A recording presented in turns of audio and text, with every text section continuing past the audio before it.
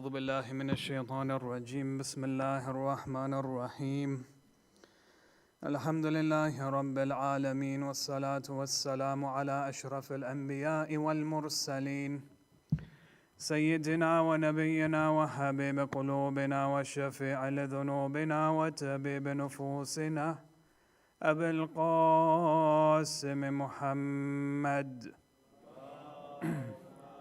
على محمد وآل محمد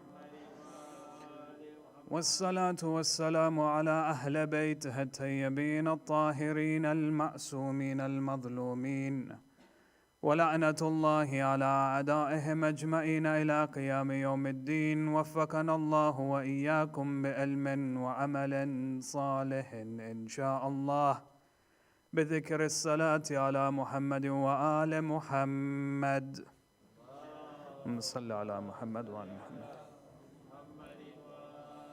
أما بعد فقال إمامنا ومولانا أمير المؤمنين عليه السلام يا بني إني أخاف عليك الفقر فاستعذ بالله منه فإن الفقر منقصة للدين مدهشة للعقل داعية للمقت آمنا به صدق الإمام عليه السلام اللهم صل على محمد وعلى محمد. Respected elders, brothers and sisters, Assalamu alaikum wa rahmatullahi wa barakatuh. Our responsibility as long as we are alive, until our dying final breaths, is to seek proximity towards Allah subhanahu wa ta'ala. That's our mission in life. That's our mission statement as long as we're alive. And the Quran focuses on this element in a number of different verses from the beginning until the very end. That our role as human beings, as long as we are alive, is to turn to Allah and to perform His ibadah, to perform His worship.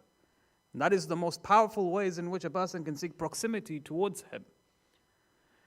But then, you find that in order for a person to seek proximity towards Allah subhanahu wa ta'ala, which in essence is a manifestation of self-purification, the reformment of the self, a person can only go about doing so if two things are in place. And if any of these two things lack, you find that the human being will not focus on self-purification, he will not focus on reforming himself.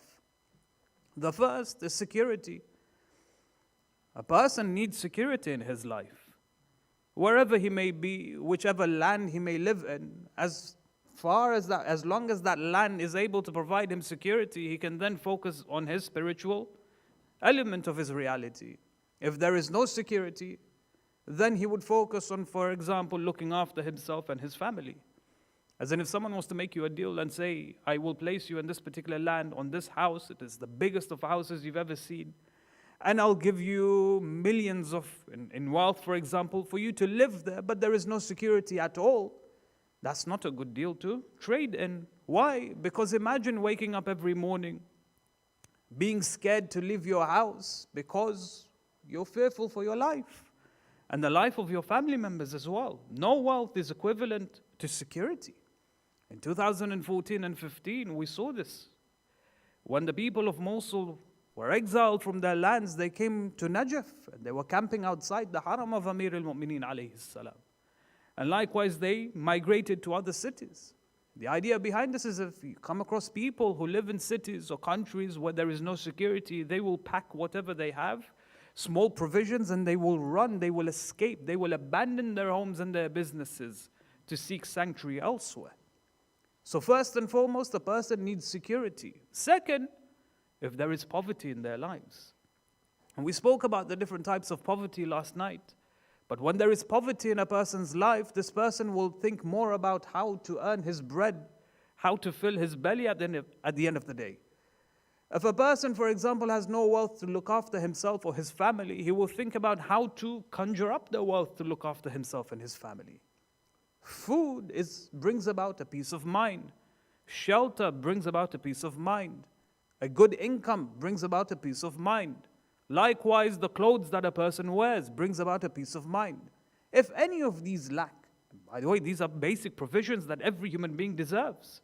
regardless of race and religion. Every single human being deserves certain basic provisions in his life.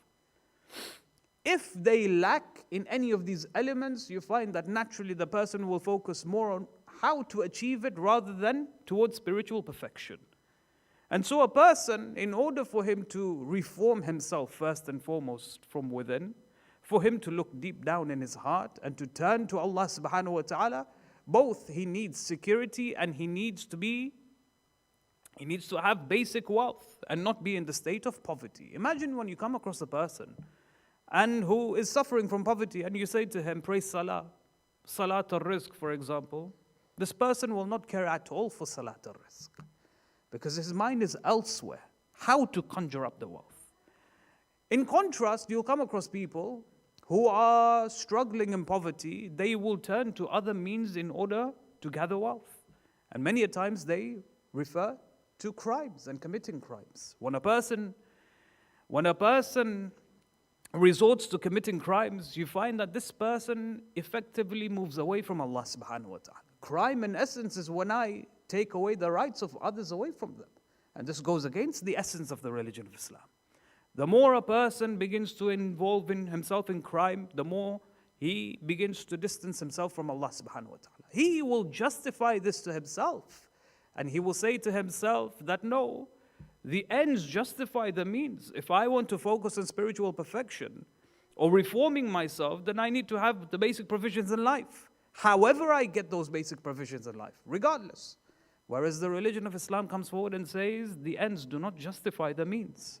If the ends is spiritual perfection and reforming the self, if the road to that is haram, then you will never reach it. In brackets, that's what the religion of Islam explains. When Amir al-Mu'mineen alayhi salam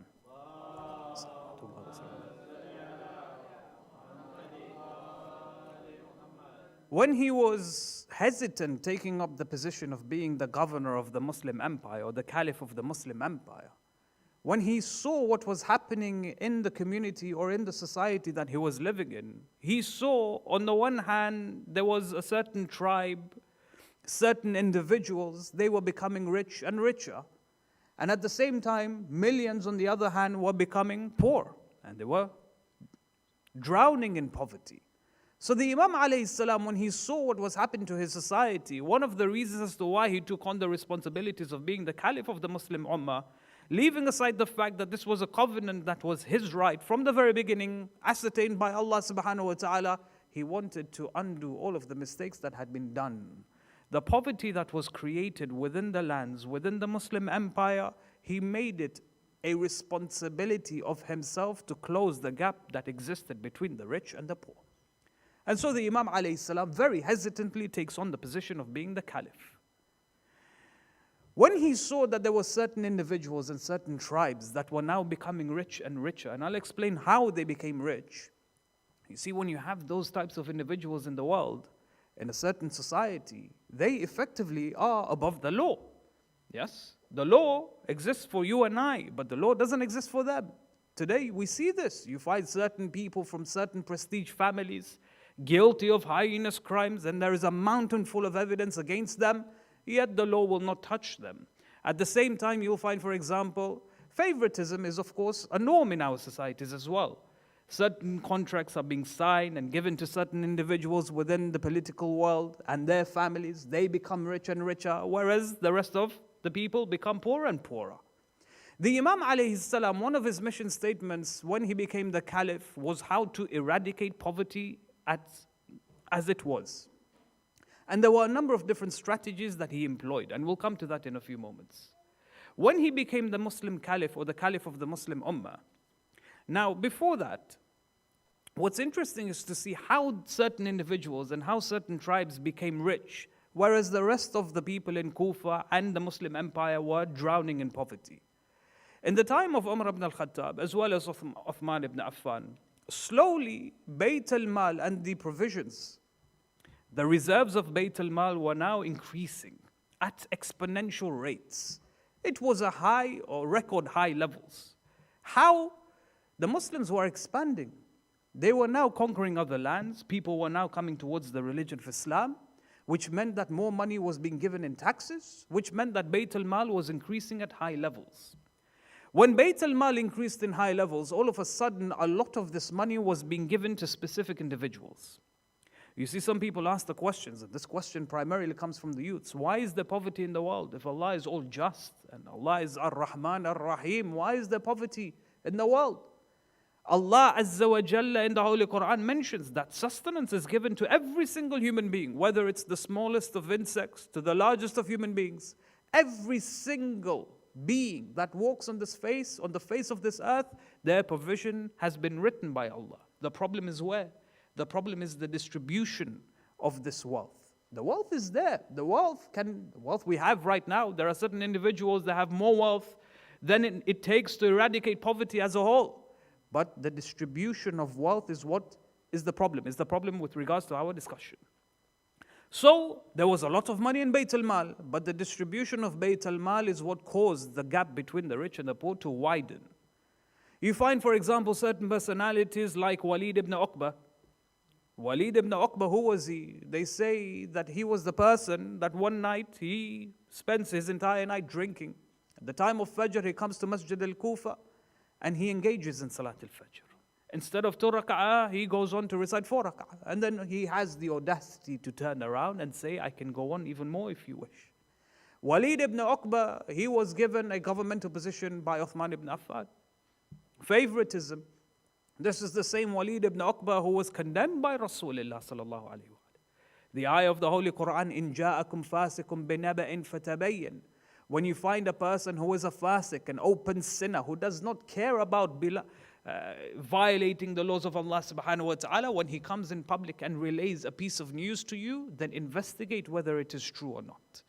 This ayah was revealed because of Walid ibn Uqba. Likewise, you find, for example, Marwan ibn Hakam. Marwan ibn Hakam, Uthman then re-invites him towards the city of Medina. Marwan ibn Hakam was exiled by Rasulullah sallallahu alayhi wa sallam. And then later on, he becomes the caliph of the Muslim Ummah, one of the khulafa of the Bani Umayyah. You find, for example, the wives of Rasulullah sallallahu alayhi wa sallam, Ummahat al-Mu'mineen, as we refer to them, as the Quran refers to them as. They were given special provisions from Bayt al-Mal. Certain amounts were promised for them, and they became comfortable when they received such high amounts from Bayt al-Mal. When Ali alayhi salam, when the Imam alayhi salam becomes the caliph, all of this stops. What strategies did the Imam employ to establish or to eradicate poverty within the city of Medina? One of these strategies was to establish equal distribution of Bayt al-Mal. The special provisions that were reserved for the mother of the believers, that stopped. And that created animosity towards the Imam alayhi salam. The Battle of Jamal took place for a reason. Then, for example, the special provisions that were entitled or that were reserved for the Bani Umayyah and the members of the Bani Umayyah, that stopped as well. And that further caused frustration towards the Imam alayhi salam. The Imam made sure that there was equal distributions of wealth from Bayt al-Mal. Regardless of who you were, rich or poor, Muhajir or Ansar, whether you are an Arab or a non-Arab, because these special provisions were there before amongst the previous Khulafa. If you are an Arab, you would get more than a non-Arab. If you are a Muhajir, you would get more than an Ansar, and so on and so forth. The Imam stopped everything. The poor would get their share, and the rich would get their share. Sometimes the poor would get more from Bayt al-Mal than the rich, because they were in need of it more than the rich. And this brought about a lot of hatred that was directed towards Amir al-Mu'mineen. The Imam made sure that there was equal distribution of Bayt al-Mal, and he took this responsibility very, very seriously. You see, one day, certain finances came towards the Imam in the middle of the night. When he received it in his hands, he then called all of his employees, and he said, right now we will distribute Bayt al-Mal to those who are in need.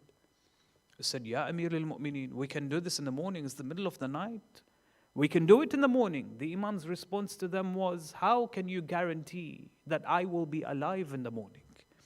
This money that I have with me is an amana, and I have the responsibility to distribute it as long as it is in my hands. And I wish to distribute it immediately. There and then, in the middle of the night, Bayt al-Mal was distributed to the people of Kufa. Imagine Kufa in those days. It's not just the little city that we know of today that is adjacent to Najaf al-Ashraf. Kufa was as big as 50 states put together, 50 cities. Kufa was large in those days. The second strategy that the Imam employs is the strategy of giving rights to non-citizens as well. There are certain countries in the world, my God, if you live in that country for 50 years, they will not make you a citizen of that country. There are special favoritism is given to the citizens of those countries. When it comes to education, heavily subsidized for the members of those countries, citizens of those countries. Medical services, again, heavily subsidized. For non-citizens, it can drive the person into poverty. He'll be paying off the debts for the rest of his life. For Amir al-Mu'mineen alayhi salam, this did not exist for him. The citizens as well as the non-citizens were exactly the same. The famous story when he sees the Christian in the road. He turns to his people, he says, who is this person? They say to him, Ya Amir al-Mu'mineen, he's a Christian. He says, I didn't ask you who he was or what religion he belongs to. I said to you, I asked you, who is he? He said, this is a man, he served the Muslim Ummah for many years. And he said, now because he served the Muslim Ummah and now because he's become old and blind, he is no longer worth for us. He turns to the Ministry of Finance and he orders him, give this person a house and a pension. Every month he should be allocated a sum from Bayt al-Mal. Then, for example, one of the strategies employed by Amir al-Mu'mineen alayhi salam was land. Land was given to the people who were living in his state. As long as you live in this state, I will give you certain land. Of course, there were certain restrictions and conditions and regulations and so on and so forth. He would give land to the citizens, or he would give land to the people living there, and he would say to them, develop in this land. Development of this land is your responsibility. Produce whatever you want to produce within. Grow whatever you wish to grow in it. When you expand, when your business expands, then employ others to help you. Support them in wages. When you make a profit, then pay tax towards the state. Profits, when it comes to taxes in the religion of Islam, khums and zakah, that only takes place when there are profits. If there are no profits, and if there's a year that you've made a loss, there's no taxes on you. The Imam would focus on people producing their own. The Imam would focus on people producing their own businesses, enhancing their businesses, by giving them land specifically. Beyond that, you found that the Imam would focus less on tax. In his letter to Malik al-Ashtar, he would say to him, do not go around enforcing tax to the people. Tax only comes when there is money. If there is, for example, people who are unemployed, do not force taxes from them. Wait until they are employed, wait until they are able to make profits, then take taxes from them. Taxes should not be the high priority. Make sure that the people have employment first. Beyond that, you found that the Imam had a valuable lesson. For even the people today, the politicians of this world today, he would say that the natural resources that existed in the world, the gold and the silver and the oil that would come forth from the world, that would belong to the people. Nowadays it belongs to certain major corporations. And through it the rich become rich and the poor become poorer. The Imam alayhi salam, in the very small years that he was the caliph, effectively began a strategy that eradicated poverty. We pray to Allah subhanahu wa ta'ala to allow us to understand the strategies employed by Amir al-Mu'mineen alayhi salam to increase our ma'rifah of Amir al-Mu'mineen alayhi salam. وآخر دعوانا الحمد لله رب العالمين وصلى اللهم على محمد وآل محمد.